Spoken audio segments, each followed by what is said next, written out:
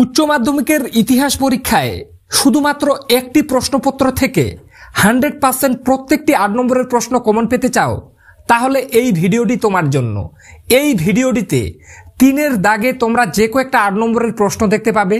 এই প্রশ্নপত্রের বাইরে আর কোনো 8 নম্বরের বড় প্রশ্ন পড়ার প্রয়োজন নেই। প্রত্যেকটি 8 নম্বরের বড় প্রশ্ন তোমরা আজকের এই প্রশ্নপত্রটি থেকেই কমন পেয়ে যাবে। তো কাজেই ভিডিওটি শেষ পর্যন্ত দেখতে থাকো এবং চ্যানেলে নতুন হয়ে থাকলে অবশ্যই চ্যানেলটি সাবস্ক্রাইব করে পাশে থাকা বেল আইকনটি প্রেস করে রাখো। তো চলো দেখে নেওয়া যাক গুরুত্বপূর্ণ প্রশ্নপত্রটি। 1-এর দাগে বিকল্প উত্তরগুলির মধ্যে থেকে সঠিক উত্তরটি বেছে নিয়ে লেখো। অর্থাৎ 1-এর দাগে তোমাদের 24টি এমসিকিউ প্রশ্ন দেওয়া থাকবে। প্রত্যেকে জানো 1.1-এর দাগে রাজতরঙ্গিনী গ্রন্থে মূলত কোন অঞ্চলের ইতিহাস জানা যায়? তো উত্তর হয়ে যাবে গোয়ের দাগের অপশনটি কাশ্মীর। 1.2 হাজারদুয়ারি জাদুঘর হলো একটি উত্তর ঐতিহাসিক জাদুঘর, অর্থাৎ কোয়ের দাগের অপশনটি উত্তর। 1.3 চীনে, এটা ভুল করে চিনি হয়ে গেছে, চীনে ইউরোপের বাণিজ্যিক সম্পর্কের সূত্রপাত হয় যে বন্দরের মধ্য দিয়ে? উত্তর হয়ে যাবে গোয়ের দাগের অপশনটি, অর্থাৎ কেন্টন বন্দরের মধ্য দিয়ে। 1.4 শিল্প বিপ্লব শব্দটি প্রথম ব্যবহার করেন? উত্তর হয়ে যাবে লুই অগাস্তে ব্লাঙ্কি, অর্থাৎ খয়ের দাগের অপশনটি উত্তর। 1.4 ফোর্ট উইলিয়াম কলেজের প্রতিষ্ঠাতা ছিলেন? উত্তর হয়ে যাবে লর্ড ওয়েলেসলি। এখানে ভুল করে টাইপিং মিসের কারণে কিন্তু সঠিক অপশনটা দেওয়া নাই। ফোর্ট উইলিয়াম কলেজের প্রতিষ্ঠাতা হয়ে যাবে লর্ড ওয়েলেসলি। তোমরা বুঝে নেবে লর্ড ওয়েলেসলি এখানে কিন্তু অপশনে নাই, সঠিক উত্তর হয়ে যাবে লর্ড ওয়েলেসলি। এরপরে দেখে নেব 1.6 রুদ্রদান নীতি প্রচলিত ছিল? উত্তর হয়ে যাবে চীনে। 1.7 মার্কেন্টাইলবাদ শব্দটি প্রথম ব্যবহার করেন? উত্তর অ্যাডাম স্মিথ, অর্থাৎ গোয়ের দাগের অপশনটি উত্তর। 1.8 সর্বপ্রথম কোন পত্রিকায় বাঙালি মধ্যবিত্তদের কথা বলা হয়? উত্তর হয়ে যাবে বঙ্গদূত, অর্থাৎ ঘয়ের দাগের অপশনটি উত্তর। 1.9 শত দিবসের সংস্কার অনুষ্ঠিত হয় কোন চীনা সম্রাটের আমলে? উত্তর হয়ে যাবে শত দিবসের সংস্কার চীনা সম্রাটের আমলে, যার আমলে হয় তার নাম ছিল কুয়াংশু, অর্থাৎ খয়ের দাগের অপশনটি উত্তর। এরপর দেখে নেব 1.10 50-এর মনন্তর বিষয়ক কোন গ্রন্থটি সরকার নিষিদ্ধ করে? উত্তর হয়ে যাবে ঘয়ের দাগের অপশনটি, অর্থাৎ ক্ষুধার্ত বাংলা 1943-এর নভেম্বরে মেদিনীপুর জেলার ভ্রমণ। 1.11 ভাইকম সত্যাগ্রহের সঙ্গে যুক্ত ছিলেন? উত্তর হয়ে যাবে শ্রীনারায়ণ গুরু। এরপরে দেখে নেব 1.12-এর দাগে, দেখে নাও রাওলাট আইনের অপর নাম হলো? উত্তর হয়ে যাবে সিডিশন কমিশন, অর্থাৎ ঘয়ের দাগের অপশনটি উত্তর। 1.13 50-এর মনন্তরের প্রেক্ষাপটে বিভূতিভূষণ বন্দ্যোপাধ্যায়ের লেখা উপন্যাস হলো? উত্তর হয়ে যাবে অশনি সংকেত। 1.14 ভারত ছাড়ো আন্দোলনের অন্যতম শহীদ হলেন? উত্তর মাতঙ্গিনী হাজরা, ঘয়ের দাগের অপশনটি উত্তর। 1.15 রশিদ আলী দিবস পালিত হয়? উত্তর হয়ে যাবে 12ই ফেব্রুয়ারি। 1.16 ভারতের অন্তর্বর্তী সরকারের প্রধান ছিলেন? উত্তর হয়ে যাবে জওহরলাল নেহেরু। 1.17 ঠানা লড়াই শব্দটি প্রথম ব্যবহার করেন? উত্তর হয়ে যাবে ওয়াল্টার লিপম্যান। 1.18 কিউবার ক্ষেপণাস্ত্র ঘাঁটি নির্মাণ করেছিল? উত্তর সোভিয়েত ইউনিয়ন। বারবার বলছি প্রত্যেকটা প্রশ্ন গুরুত্বপূর্ণ, কিন্তু 3-এর দাগে যে কয়েকটা 8 নম্বরের প্রশ্ন বলবো এই প্রশ্নপত্রটির বাইরে আর কোনো প্রশ্ন পড়ার প্রয়োজন নেই। 3-এর দাগে যে কয়েকটা প্রশ্ন বলবো তোমাদের, ওই কয়েকটা যদি 8 নম্বরের প্রশ্ন পড়ে যেতে পারো তোমরা উচ্চ মাধ্যমিকে 100% একটাও প্রশ্ন বাইরে যাবে না, এটা আমার গ্যারেন্টি। কেননা বিগত কয়েক বছর ধরে আমি ইতিহাস নিজে পড়াই, তাই এতটুকু বলছি। এই প্রশ্নপত্রটিতে 3-এর দাগ থেকে যে কয়েকটা 8 নম্বরের প্রশ্ন বলা হবে, রেডি থাকলে তুমি একদম নিঃসন্দেহে পরীক্ষা দিতে যাও, তোমার পরীক্ষার রেজাল্ট ভালো হতে বাধ্য। তো চলো দেখে নেবো এরপরে 1.19-এর দাগে জোট নিরপেক্ষ আন্দোলনে যুক্ত ছিল না?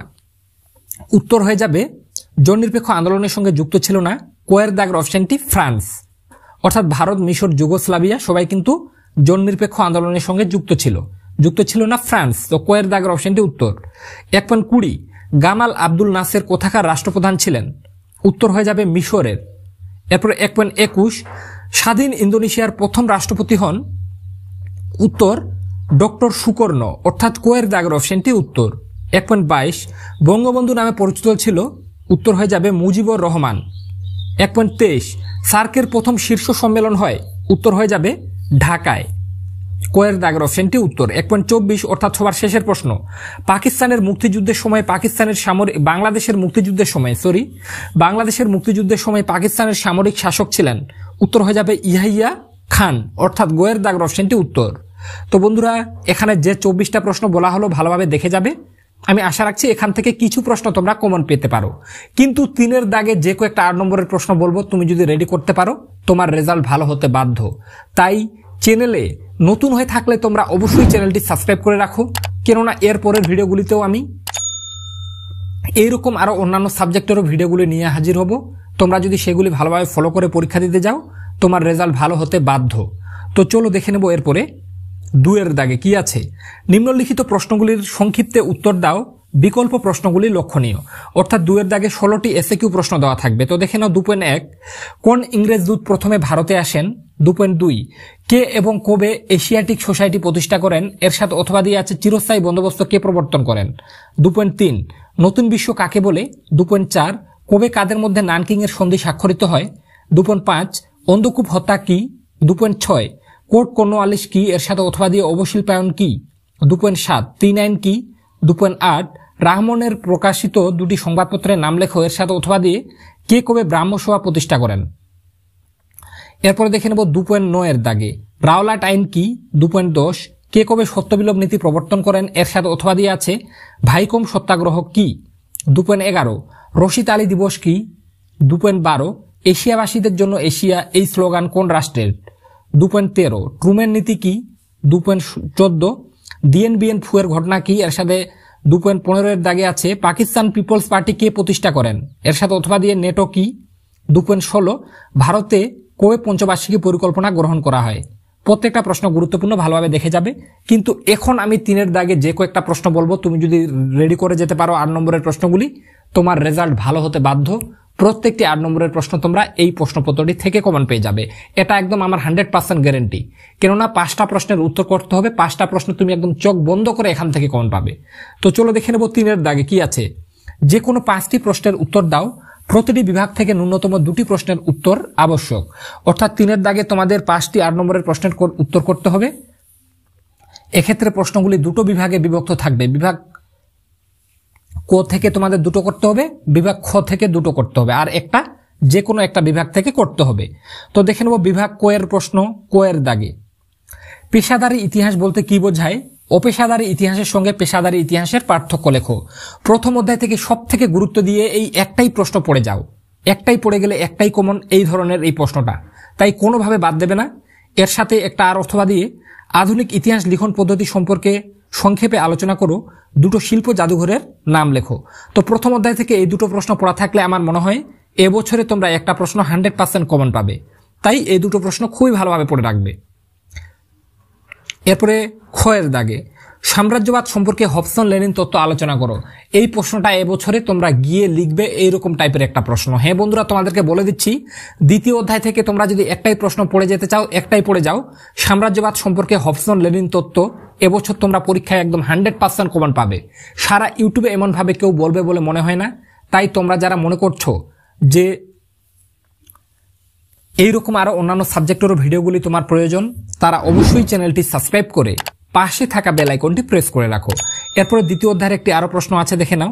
সাম্রাজ্যবাদ বলতে কি বোঝো? সাম্রাজ্যবাদ উদ্ভবের কারণগুলি সংক্ষেপে বর্ণনা করো। এরপরে গ এর দাগে, ভারতের রেলপথ প্রবর্তনের উদ্দেশ্য ও প্রভাব আলোচনা করো। এই প্রশ্নটা তোমাদের 3য় অধ্যায়ের প্রশ্ন, ভালোভাবে রেডি করে যাবে।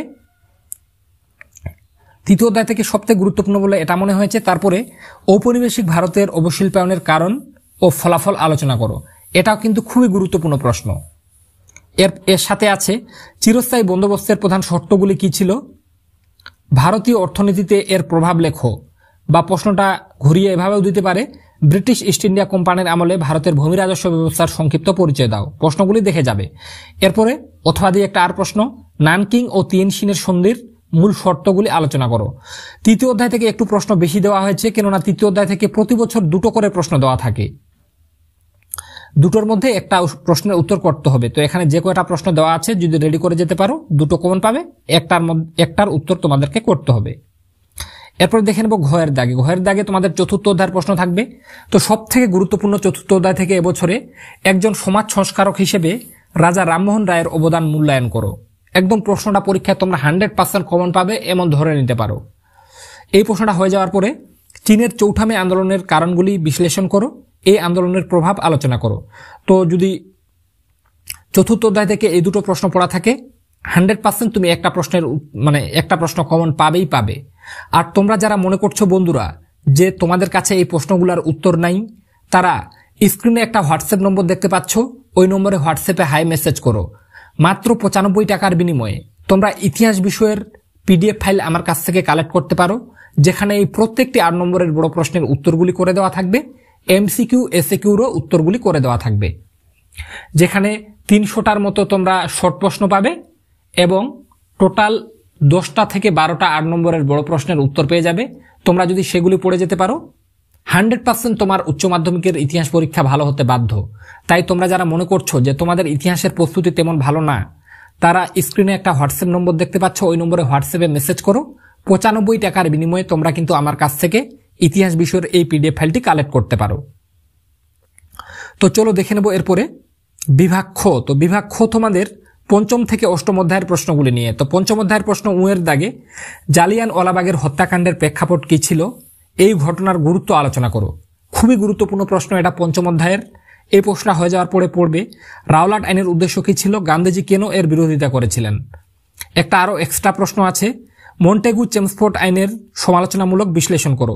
তো 5ম অধ্যায় থেকে প্রথমের দুটো প্রশ্ন বেশি গুরুত্বপূর্ণ, প্রথমে দুটো প্রশ্ন পড়া থাকলে একটা 100% কমন পাবে। আর যারা রিস্ক নিতে চাও না তারা নিচের প্রশ্নটাও পড়ে রাখবে। এরপরে চোয়ের দাগে। চোয়ের দাগে তোমাদের ষষ্ঠ অধ্যায় থেকে এবছরে সবথেকে গুরুত্বপূর্ণ 1942 খ্রিস্টাব্দের ভারত ছাড়ো আন্দোলন সম্পর্কে একটি নিবন্ধ লেখো। এই প্রশ্নটা সবথেকে গুরুত্বপূর্ণ।